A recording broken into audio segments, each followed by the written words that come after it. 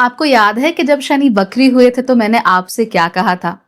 मैंने कहा था कि जिन लोगों की भी कुंभ राशि है वो सीधे मंक मोड पे चले जाइए।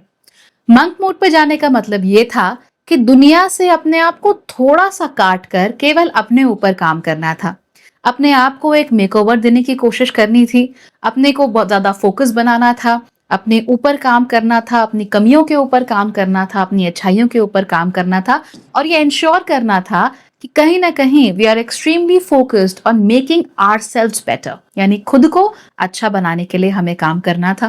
15 नवंबर को शनि अपनी वक्र गति से बाहर आने वाले हैं, यानी कि आपका मंक मोड खत्म होने वाला है। इसका क्या नतीजा मिला है, क्या क्या चीजें हमने होती हुई इस कारण से देखी हैं ज्यादातर कुंभ लोगों में जिन्होंने की ये बात फॉलो की है, और आगे आप लोगों को क्या करना है, ये सारी बातें जानते हैं आज के वीडियो में। नमस्ते, भाग्यश्री होलिस्टिक एस्ट्रोलॉजी में आप लोगों का एक बार फिर से स्वागत है। यहाँ पर हम बात करते हैं पॉजिटिव, इंस्पायरिंग और होलिस्टिक एस्ट्रोलॉजी की, यानी कि एक ऐसा ज्योतिष जो कि आपके पॉजिटिव पॉइंट्स को मैक्सिमाइज कर सकता है और आपके नेगेटिव पॉइंट्स को मिनिमाइज करने में आप लोगों की मदद भी कर सकता है। अगर आप लोगों को ये चैनल अच्छा लगता है तो सब्सक्राइब कीजिए और अपने दोस्तों के साथ शेयर तो डेफिनेटली कीजिए। आप लोग चाहें तो इस चैनल के मेंबर बन के सारे वीडियोस दूसरों से पहले देख सकते हैं। ऐसा करने के लिए आपको ज्वाइन बटन पर क्लिक करना है।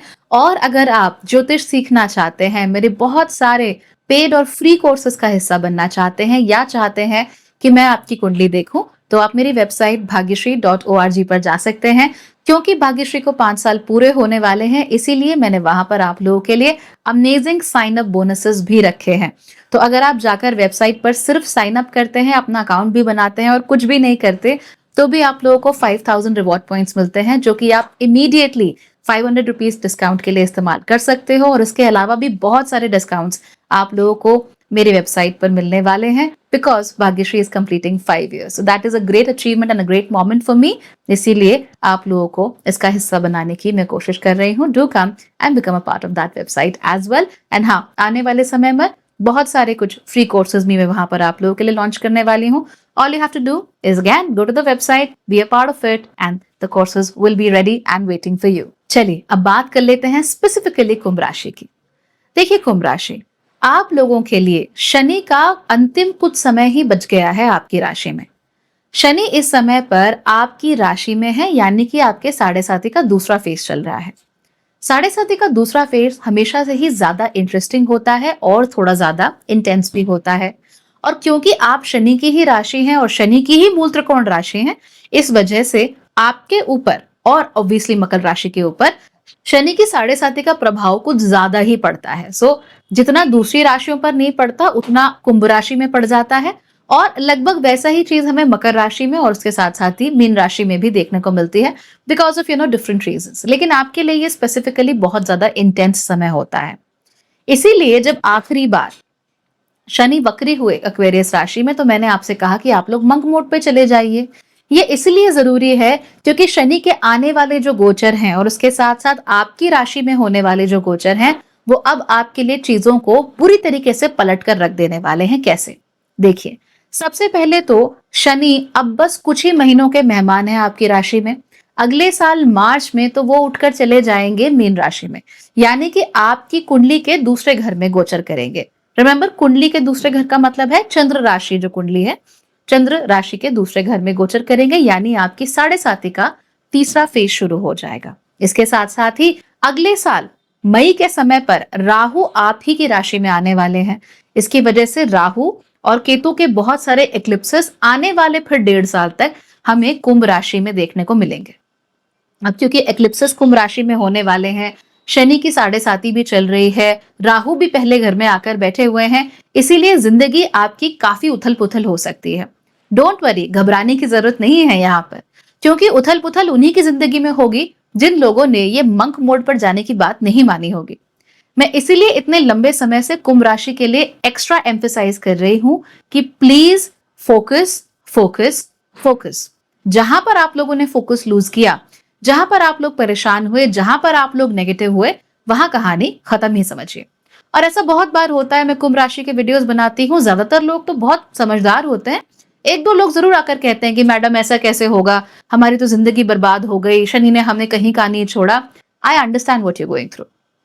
मैं समझती हूँ कि आपके साथ क्या चल रहा है, लेकिन आपकी सबसे बड़ी विडंबना ये है कि आपका जन्म कुंभ राशि में हुआ है।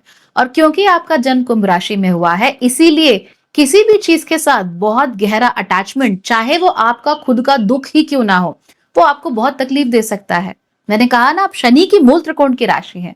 इसीलिए जब हम दुखों से बहुत दिल लगा लेते हैं ना, मेरे साथ ऐसा हुआ, उसने ऐसा किया, उसने मुझे इतना दुख दिया, उसने मुझे पूछा नहीं एंड ऑल दैट, तो जितना हमें दुख हो नहीं रहा होता, उससे कहीं ज्यादा हम सफर कर लेते हैं। और उसकी वजह से हमारे अपने अंदर जो तामसिकता होती है वो अति हो जाती है। उस अति तामसिकता की वजह से अपने प्रति हम अच्छी चीजों को अट्रैक्ट भी नहीं कर पाते। तो आपने देखा, it becomes a vicious cycle.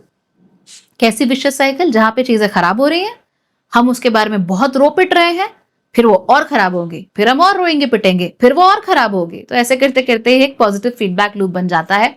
और जो भी एक्वेरियस राशि के लोग इस बात को समझते नहीं हैं, उनके लिए जिंदगी जेन्युइनली प्रताड़ना बन जाती है। जो लोग समझ जाते हैं, वो अपने आप को थोड़ा स्टोइक बनाते हैं, वो अपने आप को थोड़ा अपने नेगेटिव इमोशन से डिटैच करने की कोशिश करते हैं।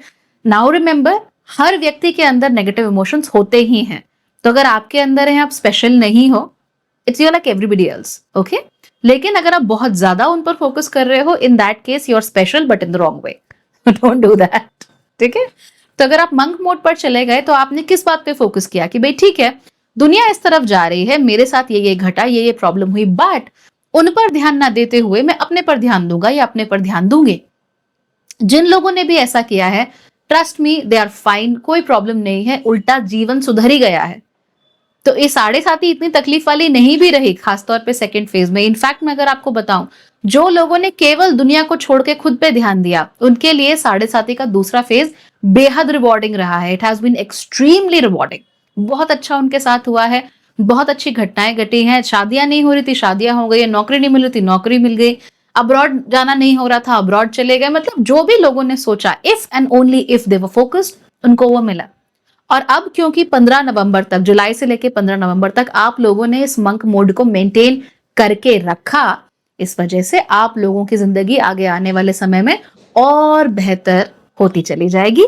You can trust me on that. चलिए अब जान लेते हैं वो 7 चीजें जिन्होंने हमारे ऊपर इम्पैक्ट किया है और मंक मोड में जाने की वजह से हमारे लिए जो सुधर गई हैं। और उसके बाद बात करते हैं कि मंक मोड के आगे आपके लिए अब क्या होने वाला है। ऑलराइट, चलिए सबसे पहले, आपकी उम्र कुछ भी हो, शनि की साढ़े साथी तो आप पर चल ही रही है। तो चाहे उम्र 10 साल हो, चाहे 100 साल हो, जब साढ़े साथी चल रही है तो चल रही है। अब शनि की साढ़े साथी इस बार जब आई, तो मंक मोड पर जाने की वजह से आपके सामने आपका जो गोल है वो एकदम क्लियर हो गया। आपको कैसी जिंदगी जीनी है, आप क्या करना चाहते हो, आप कहाँ पहुंचना चाहते हो, आप किस क्षेत्र में अपना नाम कमाना चाहते हो, किस क्षेत्र में काम करना चाहते हो, क्यों करना चाहते हो, आपको क्लियर हो गया। फॉर इंस्टेंस, अभी तक आप लोग कॉर्पोरेट में नौकरी करते थे, आपको लगता था कि भाई प्रमोशन और इंक्रीमेंट और नौकरी बदल के 30% का हाइक, यही जिंदगी है। लेकिन अब आपको लगा कि यार मैं इस चीज का हिस्सा नहीं बनना चाहता। You know what, I want to go, computer में मुझे काम करना है, मैं रिमोटली काम करूंगा और अपने गांव में रहूंगा, इंटरनेट तो वहां पर भी है।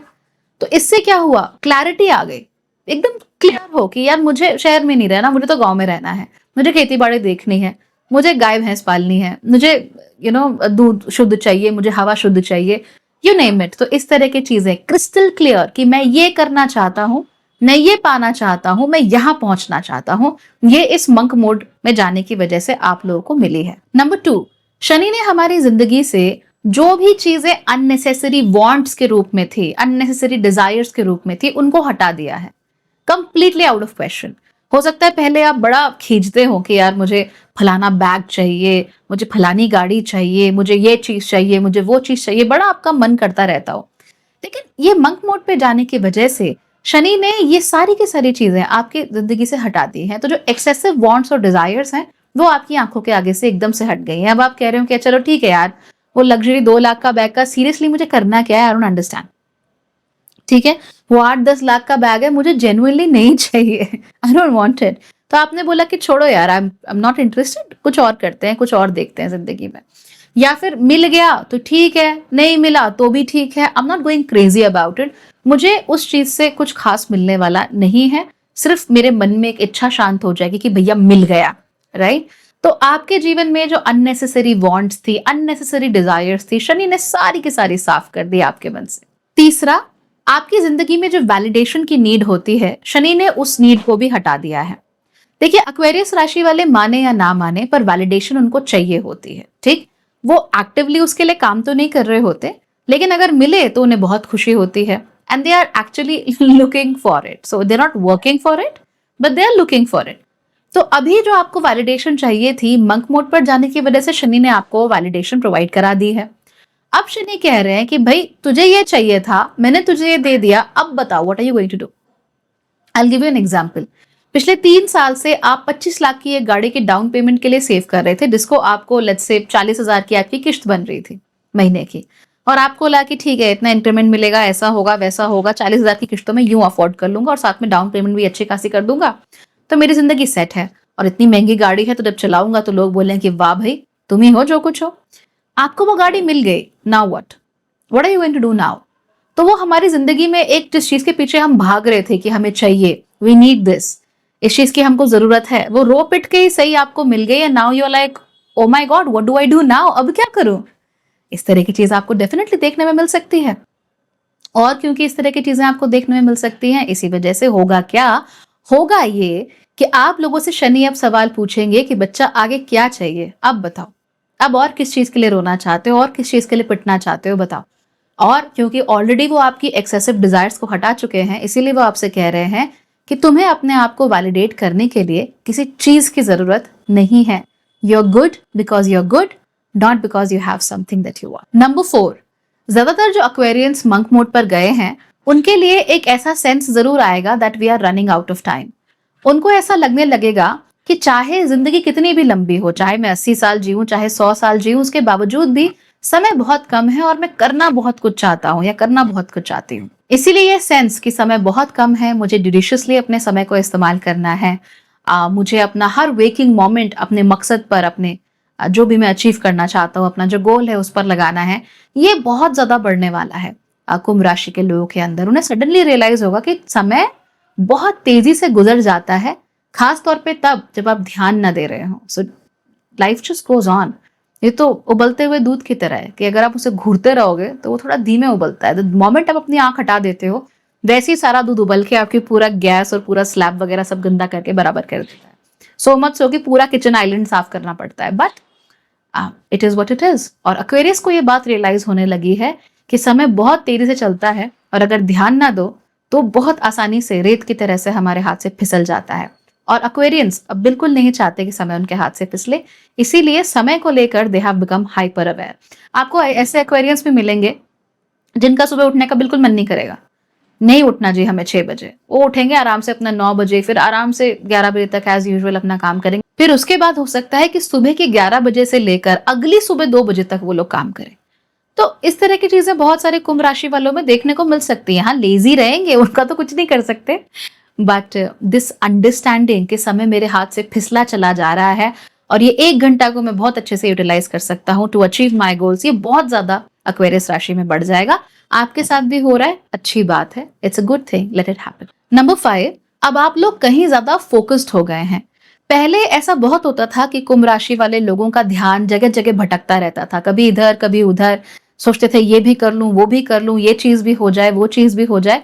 लेकिन अभी जो कुंभ राशि वाले लोग हैं ना, एकदम हाइपर फोकस्ड हैं। दे नो कि भैया मुझे ये चीज अचीव करनी है, ऐसे अचीव करनी है, इसके अलावा कुछ करने के ना मैं मूड में नहीं हूं, मैं अपनी एनर्जीज को वेस्ट नहीं करना चाहता। तो मान लीजिए एक एक्वेरियस राशि वाला व्यक्ति है, उसका बड़ा मन है गीता पढ़ने का, पुराण पढ़ने का, खूब मन है उसका रिलीजियस चीजें सीखने का, लेकिन उसको मालूम है कि उसकी टॉप प्रायोरिटी इस समय पर यह है कि वो जल्दी से जल्दी अपने सर से अपना कर्जा उतारे।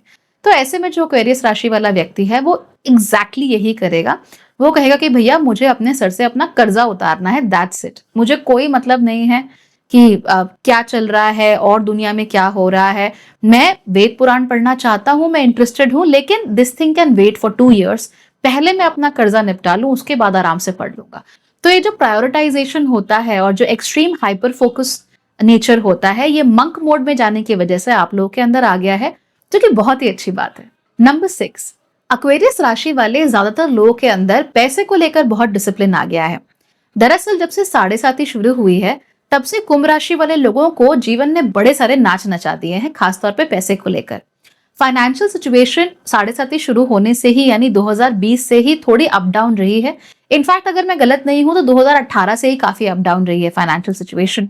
इसकी वजह से एक्वेरियन राशि वाले ना अब तंग आ चुके हैं, उनको अपनी जिंदगी में दोबारा पैसे का लफड़ा चाहिए ही नहीं। तो इसीलिए वो क्या करेंगे, पैसा कमाने पे ध्यान देंगे, that is there, skill up करने पे ध्यान देंगे, दैट इज देयर, लेकिन पैसा खर्च कैसे हो रहा है उसको लेकर बहुत सारा डिसिप्लिन अब आपको एक्वेरियस राशि में देखने को मिल जाएगा। They will be doing whatever it is necessary to make sure that their finances are in order. आपको बहुत सारे एक्वेरियंस ऐसे देखेंगे जिन्होंने जिंदगी में कभी बजटिंग नहीं की होगी, लेकिन अब वो बैठकर हफ्ते में एक बार अपनी बैंक अकाउंट स्टेटमेंट्स को रिकंसाइल करते हैं।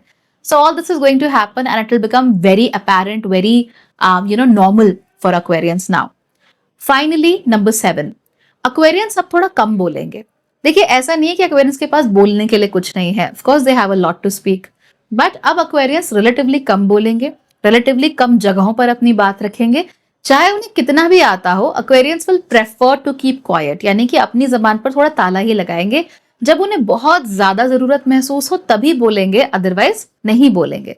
तो ये हमें बहुत बहुत फ्रीक्वेंटली एक्वेरियंस में देखने को मिल सकता है that they are unwilling to speak. सुनेंगे बहुत ज्यादा, लेकिन पहले जैसे बात करते थे, पहले जैसे बहुत घुलते मिलते थे, इसमें शायद कहीं आपको कमी डेफिनेटली देखने को मिल सकती है। चलिए ये तो हो गया कि क्या सीखा, क्या हुआ, क्या बदलाव हुए, अब आगे क्या होने वाला है। अब मार्च तक ही शनि आपकी राशि में है, उसके बाद वो आगे चले जाएंगे मीन राशि में। इसका मतलब कि आपकी 7.5 का दूसरा फेज खत्म हो रहा है और तीसरा फेज आपकी 7.5 का शुरू हो रहा है। इस तीसरे फेज के शुरू होने की वजह से 2020 से लेकर 2024 तक यानी 5 सालों में आपने जो भी इम्तिहान दिए हैं अपनी जिंदगी में, वो सारे के सारे इम्तिहानों का फल अब आपको मिलने वाला है। आपके टेस्ट पेपर शनि चेक करने वाले हैं और उसके हिसाब से आपको नंबर देने वाले हैं। तो that's going to be very interesting. हालांकि जो भी लोग इस समय पर कंप्लीटली अनफोकस्ड रहे हैं उनके लिए मामला खराब हो सकता है। जिन लोगों का भी कोई गोल ही नहीं है, कोई बिग पिक्चर ही नहीं है, कोई विजन ही नहीं है जिंदगी में, उनके साथ भी प्रॉब्लम्स ज्यादा हो सकती हैं। वजह बताती हूँ। एक तो शनि चले जाएंगे मीन राशि में, यानी टेक्निकली आपके दूसरे घर में, जिसकी वजह से 7.5 का तीसरा चरण शुरू हो जाएगा, रिजल्ट्स देने वाला चरण शुरू हो जाएगा।